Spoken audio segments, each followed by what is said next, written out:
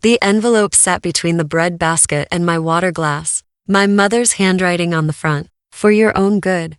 My father straightened his tie. My sister aimed her phone at my face. $47,000 I'd sent them over 3 years. And this was the thank you note. They expected tears. They expected begging. They expected the Ivy who always said okay and drove home crying. But that Ivy had a 6-year-old daughter now. And 10 minutes ago, in the parking lot, my mother whispered the one thing she should never have said. What happened next at table 7 of the Magnolia changed everything for them. What did my mother whisper?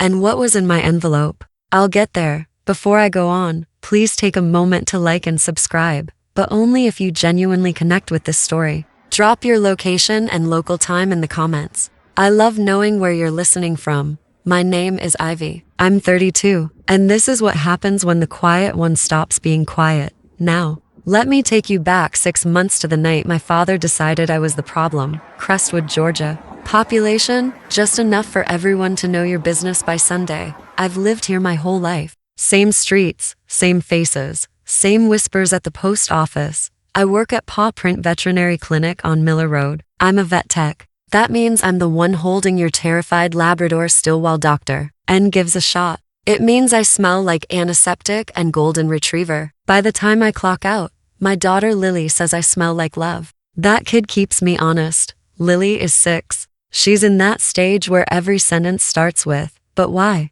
She wants to know why dogs pant, why the sky goes pink, why we don't eat at restaurants like the kids at school. That last one I dodge. We live in a 2-bedroom apartment above the hardware store on Elm. The carpet's older than I am. The faucet drips if you don't turn it just right, but it's ours. It's stable. Lily has her own room with glow-in-the-dark stars on the ceiling that I stuck up there her first night. Stable. That's the word I built my life around because stability costs, and for the past 3 years, mine cost exactly $1,300 a month. That's what I sent my parents every month. Automatic. The first of the month, my Venmo pinged. $1,300 to Gerald Thornton. Rent money I could have saved. Dance classes Lily could have taken. Dinners out. We never had $1,300 a month. 36 months. $46,800 total. Lily and I ate a lot of rice and beans. I clipped coupons. I hadn't bought myself new jeans into years, but my parents' light stayed on. And that was supposed to matter. Let me tell you about the Thornton family portrait. Growing up, there was a wall in our living room. The brag wall, Brooke called it. Brooke's first place ribbon from the science fair. Brooke's prom photo. Brooke's cheerleading squad picture. Brooke's acceptance letter to community college, framed like it was the Declaration of Independence. My honor roll certificate was taped to the fridge once. It was gone by Thursday. I don't say that for pity. I say it because you need to understand the math. In my family, there were 2 daughters and 1 spotlight, and it was never pointed at me. My father, Gerald, 61, broad shoulders, voice like a judge, even when ordering breakfast, had a way of introducing us at church picnics. This is Brooke, my youngest. Pause, smile, and Ivy. No adjective, no detail, just, and Ivy, like I was the period at the end of someone else's sentence. My mother, Donna, 58, was subtler. She didn't ignore me. She managed me. Ivy, can you set the table? Ivy, can you pick up Brooke from practice? Ivy, can you stay home this weekend? Your father needs help in the yard. I was the utility daughter. Brooke was the trophy, and Brooke, 4 years younger, 28, blonde, loud, confident in the way people are when they've never been told no. She played the part beautifully. She didn't have to be cruel. She just had to exist in the warm light. While I stood in the draft by the door, I thought silence was strength. I thought if I kept my head down, kept helping, kept sending money they asked for, they'd eventually look at me the way they looked at her. That was the first lie I told myself 3 years ago. Gerald got laid off from Brenton Logistics, where he'd managed the warehouse for 19 years. They gave him a box and 2 weeks severance. He was 58. He didn't tell anyone. Not the neighbors, not his buddy Roy from the VFW. He told Donna it was early retirement. She repeated it to the church ladies like she'd rehearsed it. The call came at 11:14 on a Tuesday night. Donna's voice, thin, cracking. Ivy, your father won't eat. We're 3 months behind on the electric bill. I don't know what to do. I was sitting on Lily's bedroom floor, folding laundry. Lily was 3 then, sleeping hard, arms thrown wide, like she owned the whole mattress. How much, Mom? 1,300 would cover the bills and groceries. Just this month became every month. Gerald's one condition: don't tell anyone, especially not Brooke. I don't want pity from my own kids. He said it like he was granting me a mission, not asking for a handout. So I kept the secret. I cut my grocery budget. I stopped buying Lily new shoes. Consignment store on 3rd. Had decent ones for $4 a pair. I picked up Saturday shifts at the clinic when Dr. Nguyen needed help. Meanwhile, Brooke, still living rent-free in our parents' guest room, posted on Instagram a photo of her and Donna, arms around each other, grocery bags on the counter. Caption: I love spoiling my parents. 812 likes. I saw it at midnight after a 12-hour shift. I screenshotted it, not for any plan, not for revenge, because it hurt. And I wanted proof that the hurt was real. That screenshot sat in my phone for 3 years, 18 months ago. Brooke met Marcus Webb. The Webbs are Crestwood's version of royalty. Marcus's father runs Webb Properties. Half the commercial buildings downtown carry his name on the lease. Marcus himself is a CPA at the family firm. Quiet, polite, the kind of man who holds doors and remembers your coffee order. Brooke posted the relationship on Instagram before the second date. Gerald's chest puffed up like a rooster. Donna started shopping at the nicer grocery store on Piedmont, the one with the organic section. Using, I should note, money I sent. The Webb engagement changed the temperature in my family. Suddenly, image wasn't just important. It was everything. Gerald stopped wearing his old flannel to the hardware store. He bought a blazer. Donna got her hair colored every 6 weeks. They spoke about our family in careful, curated terms, the version where Gerald retired early. Donna arranged flowers and Brooke was the devoted daughter, keeping everyone afloat. I met Marcus exactly once at a backyard barbecue that summer. He was grilling burgers. I was refilling the lemonade pitcher because Donna pointed at it and said, "Ivy." Marcus turned from the grill. "So, what do you do?" "I'm a vet tech." My father materialized behind me. "She's still figuring things out." I watched Marcus register that. His eyes moved from Gerald to me. 1 second longer than expected, like he was filing something away. I didn't think about it again. Not then. 2 weeks after the barbecue, Donna called. Her voice was honey thick. The pitch she uses when she needs something. "There's a dinner, sweetheart, at the Magnolia. The whole family. Wear something nice, not your work clothes." My stomach dropped, and I couldn't explain why. The Magnolia is the only fine dining restaurant in Crestwood. White tablecloths, actual candles, a piano player on Fridays. I'd driven past it 1,000 times, never been inside. "Why the Magnolia?" I asked. "The Webbs want to see us together before the wedding. United." Donna stretched that word like taffy. "It's important. Ivy united." The last time my mother used that word, she needed me to co-sign Gerald's truck lease. I said yes. Then I had a feeling this dinner would cost more. When? Saturday, 7:30. I already made the reservation. Notice she didn't ask if I was free. She informed me.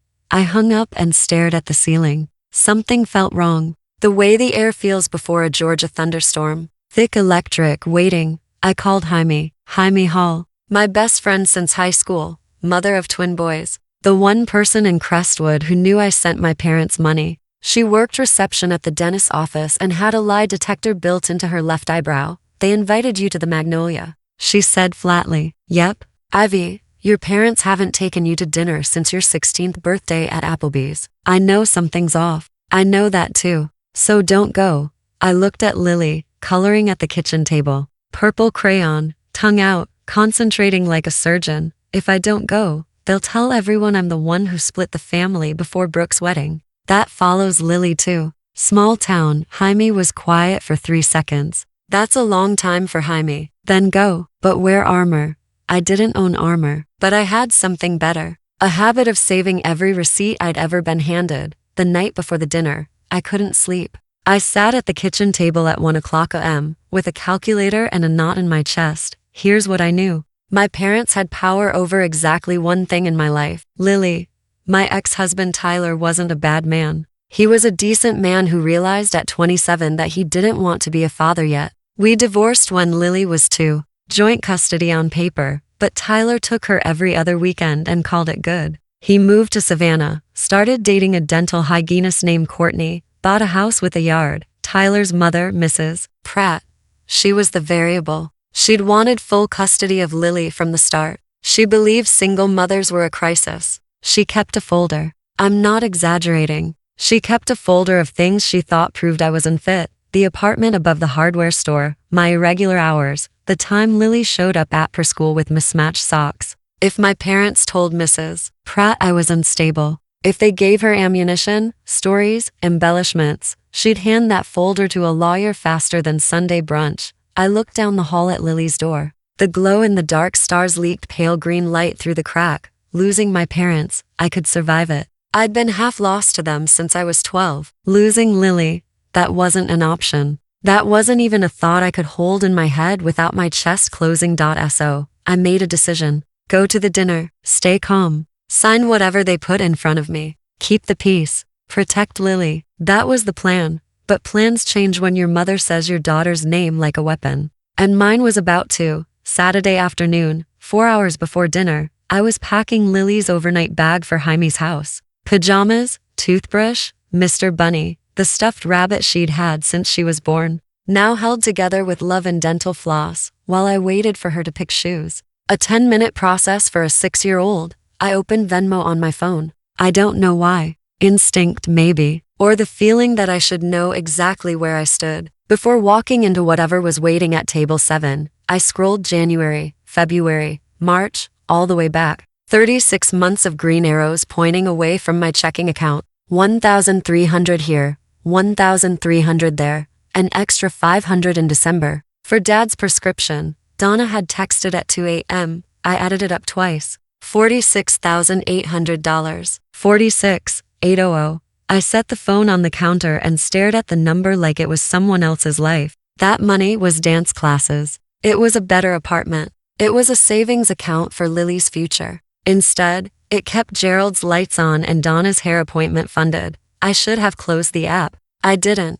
I opened Instagram. Brooke's grid was pink and gold, curated like a boutique window. And there posted yesterday, the newest photo, Brooke hugging Donna, grocery bags on the counter. Caption, 3 years of making sure my parents never worry. Family first. 847 likes. Marcus had left a heart emoji. I scrolled to the comments. Someone wrote, "You're such an amazing daughter." And underneath my mother's reply, "I'm so blessed to have you, Brooke. You're my rock, my rock." I screenshotted everything. Then I opened my laptop printer. I wasn't planning revenge, but I was done planning to cry. 7:28 p.m. The Magnolia's parking lot was half full. I recognized Gerald's truck, freshly washed. Unusual for a man who hadn't washed it in 6 months. Brooke's white Kia sat 2 spots over. A Web Properties bumper sticker on the back that I was sure Marcus didn't put there. I checked my reflection in the rear view. Dark blouse, clean jeans, the only pair without a bleach stain, hair straight, no fuss.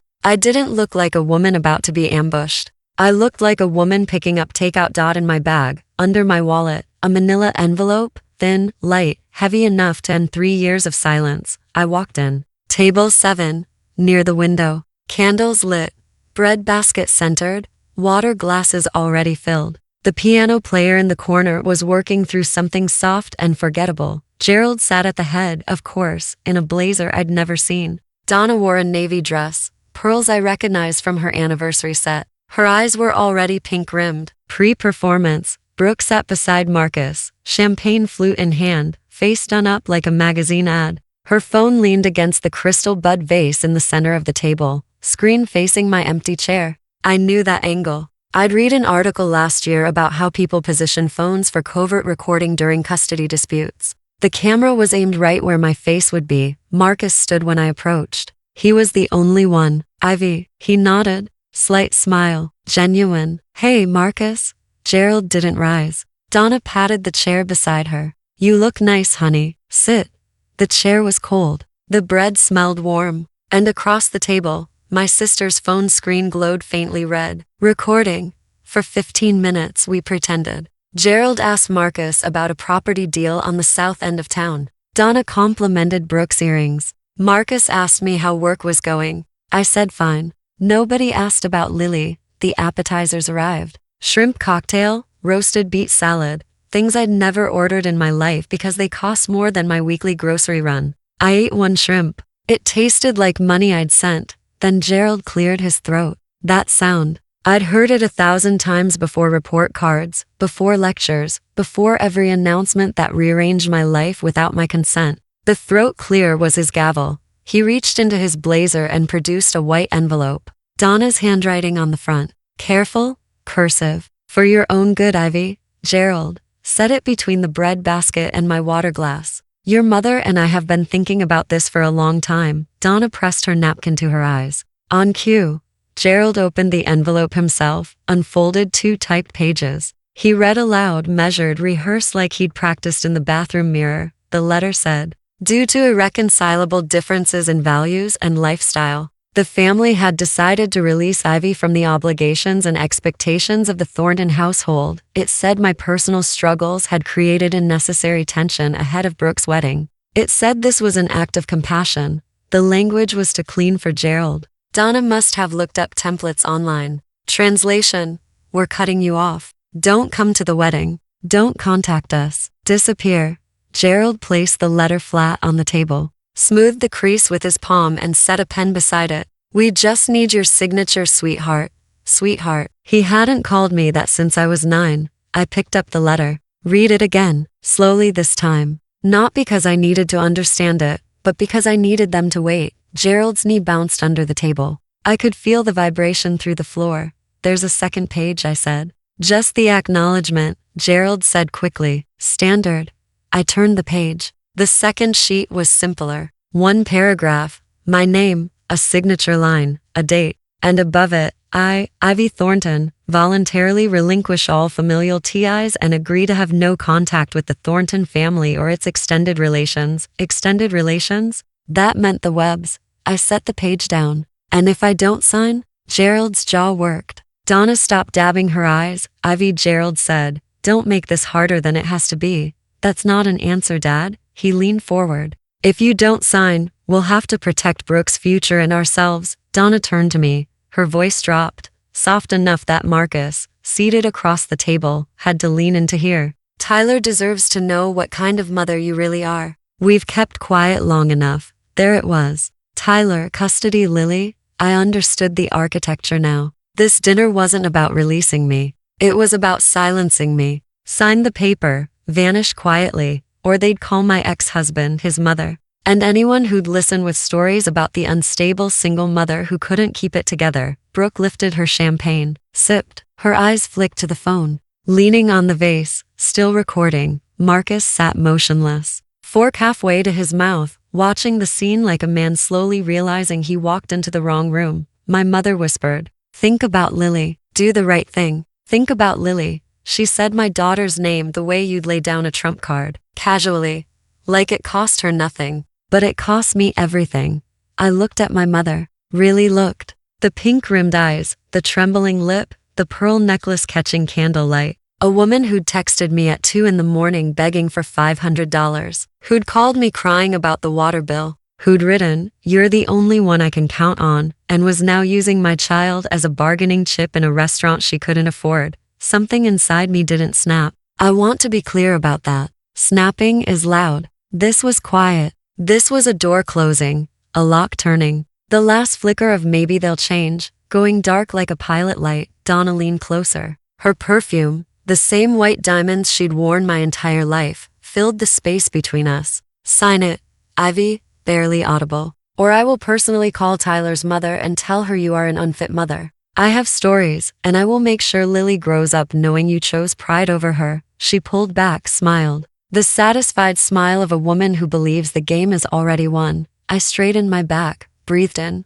breathed out. Under the table my hands were shaking, but not from fear. From something older, hotter, and far more patient. I thought about my bag on the floor beside my chair. The manila envelope inside. She had radar for drama the way dolphins have sonar. Donna reached for Gerald's arm. Gerald, lower your voice. People are watching. She's deflecting. Brooke's voice cut in sharp and practiced. This is what she does, Dad. She makes everything about herself. Brooke turned to Marcus with the expression she'd perfected since childhood, the wide-eyed, hurt but brave face. I'm sorry you're seeing this. She's always been like this, Gerald followed up, pivoting to Marcus like a salesman closing a deal. Marcus, I apologize for the disruption. Ivy has always been dramatic. This is exactly why we had to make this decision. Marcus said nothing. His water glass sat untouched. His eyes moved between Gerald and me with the focused stillness of a man running calculations in his head. I watched Mrs. Patterson lean toward her husband.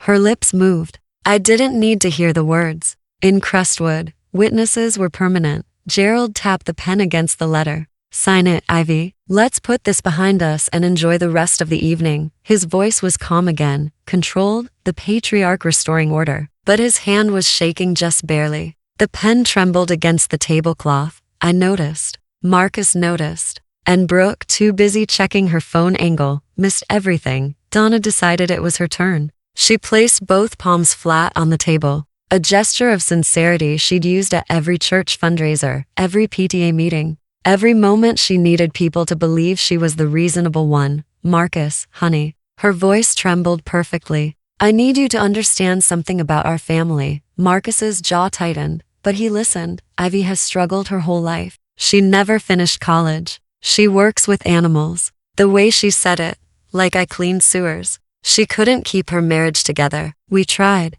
Lord knows we tried. But we can't let her instability affect Brooke's future or yours. Each sentence was a blade delivered with a mother's concerned smile. I sat still. But inside, I was running the math on every word. Never finished college because Donna had asked me to drop out when Gerald needed knee surgery. Just one semester, honey. We need you home. That semester became 2. Then I got pregnant. Then it was over. Couldn't keep her marriage. Donna had introduced me to Tyler at a church social, pushed the wedding, planned the reception. When he left, she said, some women just aren't meant for marriage, works with animals. I held someone's dying dog last Tuesday at 3:00 a.m. and called the family myself. But sure, just animals. Marcus set his fork down quietly. Brooke told me Ivy chose to leave school, he said. That's right, Donna said quickly. She also told me your dad's surgery was minor, outpatient. Donna's mouth opened, closed. Marcus looked at Brooke. You said it was arthroscopic. No big deal. Brooke's champagne glass was suddenly fascinating. She turned it slowly, bubbles rising. That's not. It's more complicated than, is it? Marcus asked. The piano player started a new song. Nobody at our table heard it. Brooke panicked. I could see it. The micro shift in her posture, the way her shoulders pulled back like a cat cornered. She wasn't used to being questioned. She was used to being believed. Ivy. Brooke abandoned the soft voice. Just sign the letter. Don't make this ugly. What happens if I don't? Brooke picked up her phone, held it up, screamed toward me, not even pretending anymore. I've been recording this entire dinner. Her chin lifted. If you don't cooperate, I'll send this to Tyler's lawyer. A mother having a public meltdown at a restaurant. She tilted her head, Fox sympathetic. Not a great look in custody court. The table next to us went quiet. Mrs. Patterson's fork hovered midair. I haven't had a meltdown, I said. Brooke smiled. Not yet, but you will. You always do. Gerald tapped the pen on the table twice. Sign the paper, Ivy. Last chance. Donna leaned close enough that I could feel her breath on my ear. Think about Lily. There it was again. Lily's name, the weapon, 3 of them, eyes locked on me, waiting for the crack, the quivering lip, the wet eyes, the footage Brooke needed. Marcus sat frozen. He looked like a man watching a car wreck in slow motion, wanting to intervene, but not knowing which wire to cut. I breathed in, held it, let it go. Then I reached under the table into my bag. My fingers found the manila envelope. Smooth, cool. I'd sealed it with a single piece of tape. At 4:30 that afternoon, sitting at my kitchen table while Lily drew unicorns in the next room, I brought it up and placed it on the tablecloth right next to their letter. My hands didn't shake. Gerald stared at the envelope like I'd placed a live grenade beside the shrimp cocktail. What is that? I peeled back the tape. Calm. The way I opened supply packages at the clinic. Efficient. No drama. You brought your envelope. I said. I brought mine. Donna's hand moved toward her pearls. Brooke lowered her phone an inch. Marcus leaned forward, the first movement he'd made in minutes. 3 years of receipts, I said. I reached inside and pulled out a stack of printed pages. White paper, black ink, my old inkjet, slightly faded font. Not fancy, not legal, just true. The first page, a Venmo transaction history. My name at the top, Gerald Thornton at the bottom. 36 entries in a neat column, each one dated, each one for $1,300. A handful for more. $1,800 in December. $1,500 in March when the furnace broke. Total at the bottom. I'd circled it in red pen. 46,800. I held the page up. Not high, not like a protest sign. Just enough that Marcus could read it across the table. Just enough that Mrs. Patterson, craning her neck one table over, could see numbers. 36 payments, I said, voice level. $46,800 from my checking account to yours. Gerald's mouth opened. No sound came out, like someone had unplugged his speaker. Donna's pink-rimmed eyes went wide. Real this time, not performance, pure fear. Brooke set her champagne down so hard the stem wobbled. I placed the page flat on the table beside their disownment letter. Side by side, their fiction, my math. Should I keep going? I asked. Because I have to more pages. Nobody said no. Nobody said anything at all. I pulled out the second page. Printed text messages time-stamped, complete with Donna's contact name at the top. Mom, November 15th, I read. 11:47 p.m. From Mom. I glanced at Donna. She looked like she'd swallowed her pearls. Ivy, please. The water bill is $340. Dad won't ask. But we're desperate. Don't tell Brooke. She'll worry. Ivy, Donna started. I turned the page sideways so Marcus could see the screenshot. Date, time, sender, all there. January 3rd, 2:08 a.m. from Mom. Can you send $500 extra this month? Dad needs his prescription refilled. You're the only one I can count on. Donna's hand shot across the table. Give me that. I pulled the page back. Not fast, slow, deliberate, like removing a bandage. March 19th, 1:14 a.m. Ivy. The mortgage company called again. I'm so scared. Please don't tell your father I texted you this late. Gerald turned to Donna. His face had gone from white to gray. You texted her at 1 o'clock in the morning. Gerald, I was scared. Every month, I said, for 3 years at midnight, at 1 o'clock, at 2 a.m., while Lily was sleeping and I was awake doing the math on weather. I could afford both groceries and your electric bill. Marcus pulled the Venmo page toward him. He studied it the way accountants study things, line by line, number by number. Then he looked up at Brooke. You said you were paying their bills. Brooke's face went red. Not embarrassed. Red caught. Red. She's exaggerating. I helped too. How much? Marcus asked. Simple, quiet. How much did you send them, Brooke? The piano played on. Brooke didn't answer. She didn't have a number because the number was 0. I laid down the third page. The last one. A color printout. Brooke's Instagram post from 2 days ago. The photo. Brooke and Donna arms around each other. Grocery bags artfully arranged on the kitchen counter. The caption in Brooke's signature bubbly font. 3 years of making sure my parents never worry. Family first. I placed it next to the Venmo records. This, I said, pointing to the Instagram post, is what she told the world. I moved my finger to the bank records. This is what I actually paid. The 2 pages sat side by side like a split screen. Fiction on the left, $46,800 of truth on the right. Marcus stared at both pages. His expression didn't twist into anger. It settled into something worse. Disappointment. The quiet kind. The kind that means someone has finished recalculating who you are. He turned to Brooke. Which part should I believe? He asked. The Instagram caption or 36 bank transfers. Marcus, baby. I can explain. Which part? He repeated. The part where you took credit for your sister's money, or the part where your parents planned this dinner to cut her off because of it. Brooke's mouth worked. No words came. Donna's tears had started. Real ones now, not the theatrical kind. Her mascara ran in thin black rivers down her cheeks. For the first time in my memory, her tears didn't make me feel guilty. They made me feel tired. Gerald sat rigid. The patriarch who'd walked in, owning the table, was now staring at his bread plate like it held instructions for what to do when your whole plan collapses in front of your future son-in-law. Mrs. Patterson didn't even pretend to look away anymore. Marcus folded his napkin, set it beside his plate. Precise, the way he probably closed a ledger at the end of the day. Then he stood. The chair scraped against the tile, a sound small enough to be nothing in any other restaurant. But in the vacuum of table 7,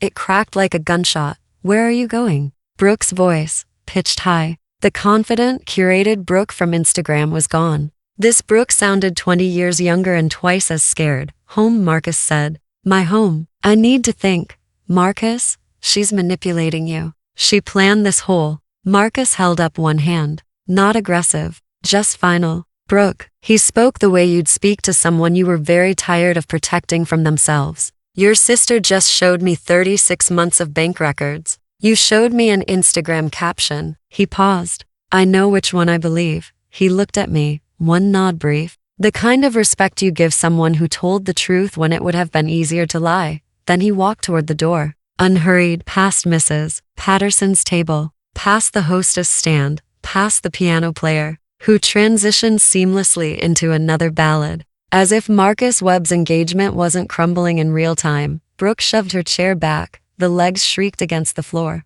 She grabbed her clutch and ran after him, heels clicking rapid fire on the stone, champagne glass abandoned, phone forgotten on the table, still recording, still pointed at my chair. Gerald and Donna and I sat in the wreckage. Their disownment letter lay open. My receipts lay open beside it. The candle flickered between them like a referee unsure which side to call. Nobody in the restaurant moved. Then a fork clinked. A glass was set down. Life resumed, but not at table 7. I gathered my pages, stacked them, tapped the edges, even against the table. The same motion I used to square up patient charts at the clinic. Neat, orderly. I slid them back into the manila envelope. Gerald spoke first. His voice was hoarse, like he'd swallowed sand. "You just ruined your sister's engagement."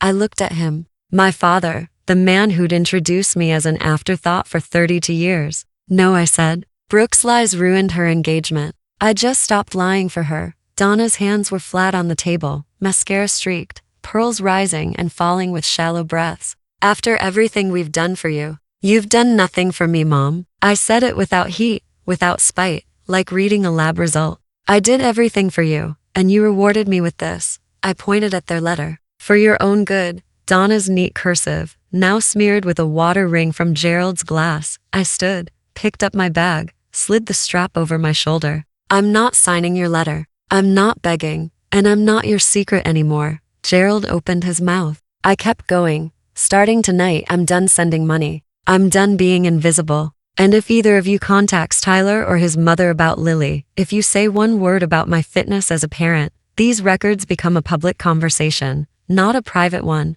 I pushed my chair in quietly. "No scraping. I hope you find a way to pay your own bills. I did it for 3 years on a vet tech salary while raising a daughter alone. I'm sure you'll manage."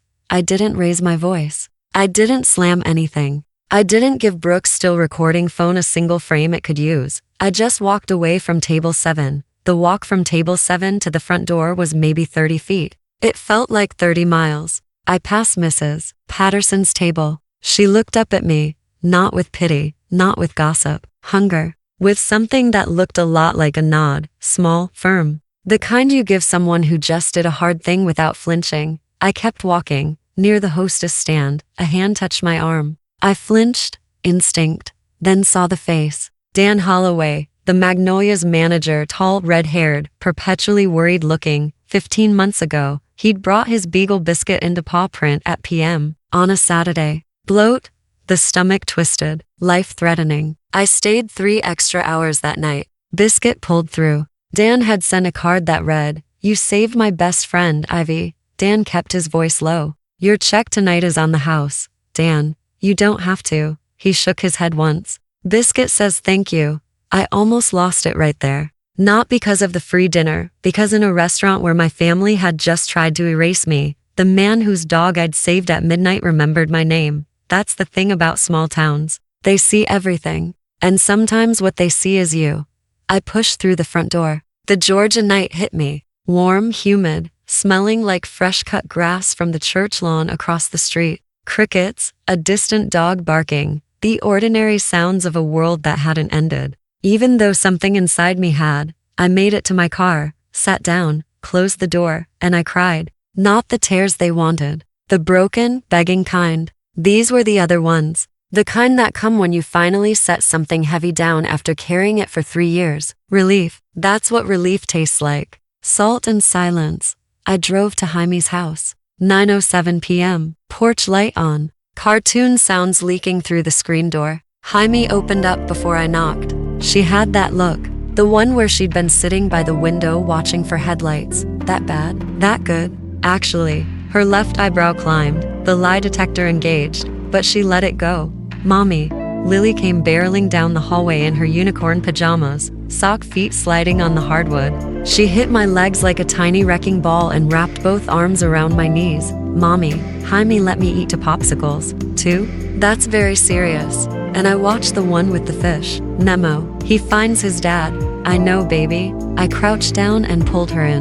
Her hair smelled like kid shampoo and strawberry ice cream. Her arms tightened around my neck with the ferocity of someone who doesn't know the world is complicated. Yet, over Lily's shoulder, Jaime mouthed, "You okay?" I nodded. "I'll tell you everything tomorrow. But tonight I just need to hold her." Jaime squeezed my arm at the door. "Whatever happened at that restaurant, you did the right thing. I can tell." "How?" "Because you're not crying and you're not apologizing." That's new. She wasn't wrong. I buckled Lily into her car seat. She was asleep before I turned onto Elm Street. Out cold.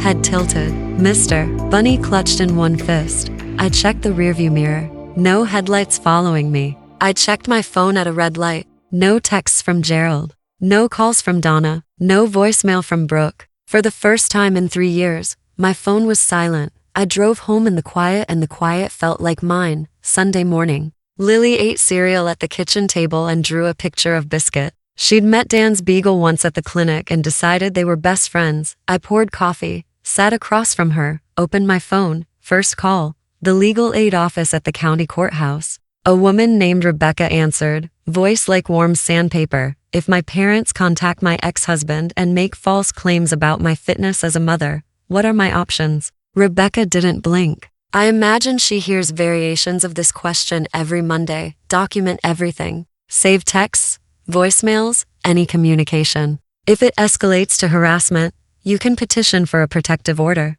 Do you have evidence of the threats? My sister recorded the dinner where they said it. A pause. She recorded herself making threats. She recorded me, but she got them too. Keep copies of everything. If your ex files any motion based on their claims, those recordings and financial records will speak for themselves. I thanked her, hung up, wrote down her name and number on the notepad by the fridge. The one Lily had decorated with dinosaur stickers. Second action. I opened Venmo, found the recurring payment to Gerald Thornton. 36 months of automatic transfers stared back at me. I pressed cancel. One tap.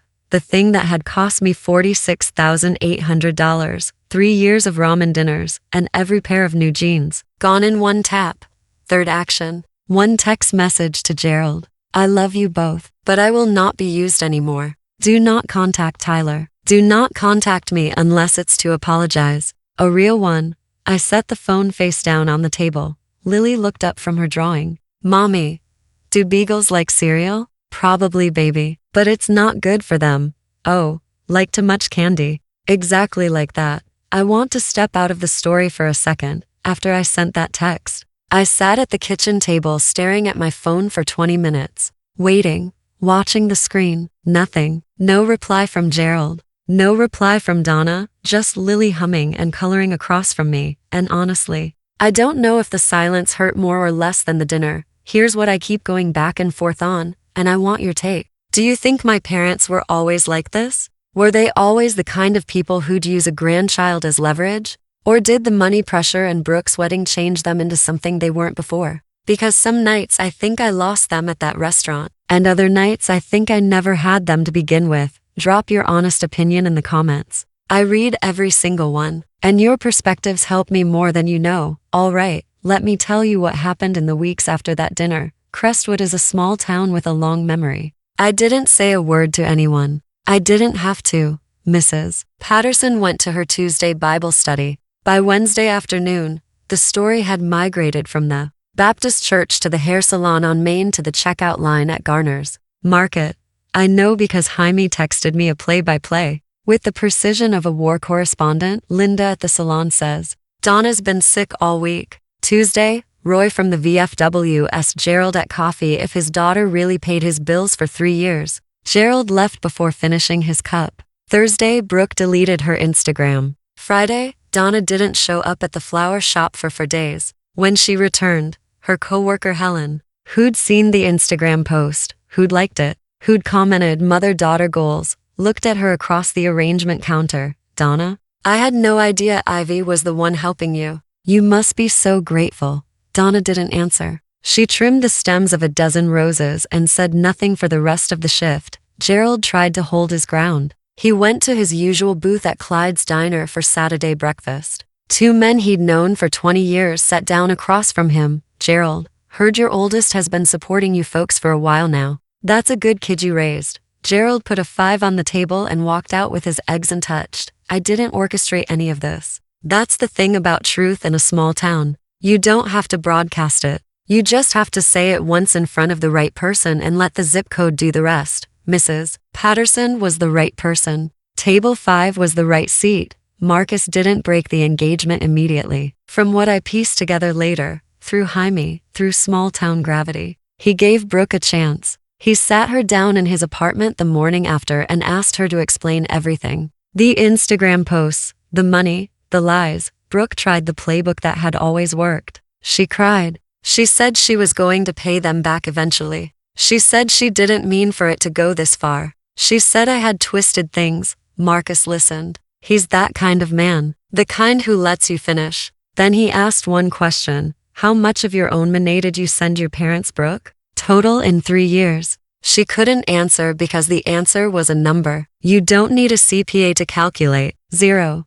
3 weeks later, Marcus returned the engagement ring. No social media announcement, no public scene, just a quiet conversation in his apartment. And then it was over. Brooke moved back into our parents' guest room. The same room she'd lived in rent-free, while I sent $1,300 a month. Except now the $1,300 wasn't coming. Gerald and Donna faced reality that first month like a cold shower. The electric bill, the water bill, Gerald's prescription, a blood pressure medication that cost $94 a month without insurance. The furnace that wheezed every time the temperature dropped below 50. Donna called me 2 weeks after the dinner. I didn't answer. She left a voicemail. Ivy, we need to talk. 37 seconds. No apology. No, I'm sorry. No, shouldn't have said what I said about Lily. Just, we need to talk. Translation, we need money. I deleted the voicemail. Then I deleted it from the deleted folder. Some doors closed clean. 1 month after the dinner, a Tuesday, I was washing dishes while Lily practiced writing her name at the table.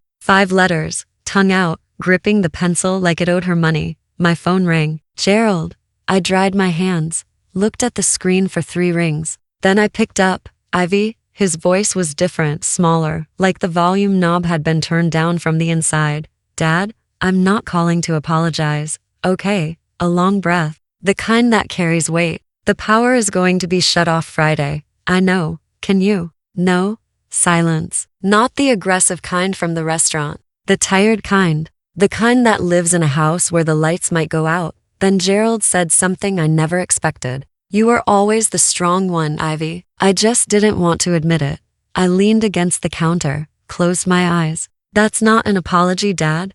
I know. Saying I'm strong doesn't undo what you did. It doesn't undo the letter or the threats or Mom telling me she'd call Tyler. It doesn't undo 3 years of taking my money and pretending it was Brooke's. I know. He said again, quieter, when you're ready to really apologize. Not because you need money, not because the power's out, but because you're genuinely sorry for what you did to your daughter at that table. Call me again.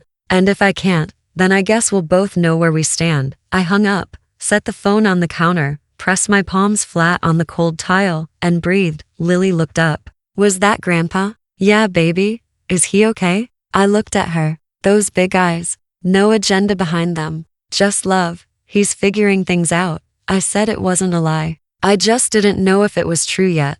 3 months after the dinner at the Magnolia, I still live above the hardware store. still work at paw print, still wear scrubs that smell like antiseptic and Labrador. Nothing about my life looks dramatically different from the outside, but the math changed. $1,300 a month. My money now. Lily's money. I opened a savings account at Crestwood Community Credit Union in her name. College fund. The starting balance was embarrassing, but it exists. That's what matters. Lily eats ice cream after school on Fridays. Now, 1 scoop strawberry. She thinks it's the most extravagant thing in the world. She might be right. I joined a single parent support group at the community center on Oak Street. Wednesday evenings, 7 people in folding chairs sharing the specific exhaustion of doing everything alone. It's not glamorous, but when someone says I get it and means it, the room gets a little lighter. Jaime noticed first. You look different, she said over coffee at her kitchen table.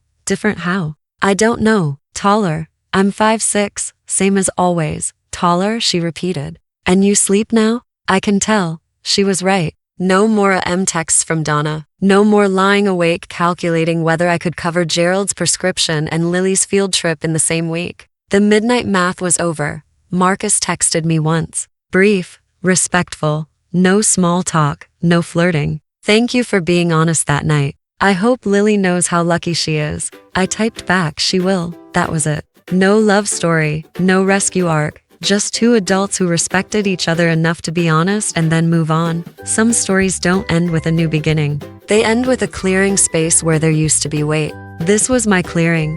I'm going to talk to you directly now. Not as Ivy in the story. As Ivy right here today. I didn't tell you all of this so you'd hate my parents. They're not monsters. They're people. Flawed, scared, proud people who chose image over integrity and lost both. Gerald can't pay his electric bill. Donna lost her standing at the flower shop and the church. Brooke lost the man she was going to marry. Those aren't things I celebrate. Those are consequences they built for themselves. Brick by brick, lie by lie. I told you this because somewhere out there, someone listening, is the Ivy in their family. The one who sends money no one acknowledges. The one who gives up vacations and new clothes and Friday night dinners so someone else's lights stay on. The one who gets introduced last, thanked, never, and blamed first. If that's you, hear me. You are allowed to stop. Boundaries aren't punishment. They aren't selfishness. They aren't proof that you don't love your family. Boundaries. Are you saying I love you, but I love myself enough to stop burning so you can stay warm? I know that's terrifying. I know the guilt feels like a physical thing, like a hand on your chest. I know because I felt it at table 7 with a pen in front of me and my mother's perfume in the air. But I also know what the other side feels like. It feels like driving home with your daughter asleep in the back seat and the phone finally, mercifully silent. Lily drew a picture last week. 2 people, her and me. Big yellow sun in the corner. That's our family, she said. I looked at it for a long time. Yeah, I said. That's enough. It is. That's where I'll leave it, if this story meant something to you. If you've been the one holding the family together while they handed you the bill and the blame, hit subscribe so you don't miss the next one. I've got a story in the description that I think will hit just as close. And if you've had your own envelope moment, that one time you stopped folding and finally stood up, tell me about it in the comments. I read every single one. And honestly, your stories are braver than mine every time. Thank you for staying until the end. It means more than you know. I'll see you in the next one.